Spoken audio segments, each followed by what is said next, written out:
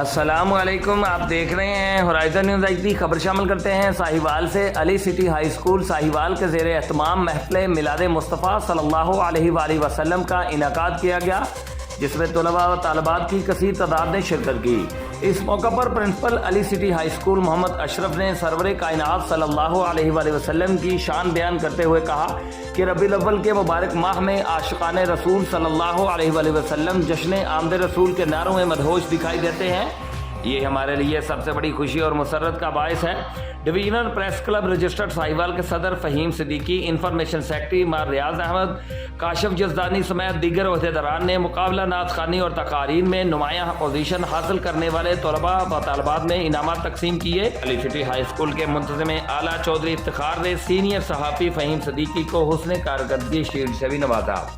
Report Rauf Shahzad Jat, divisional bureau chief Sahiwal, horizon news H D, Pakistan.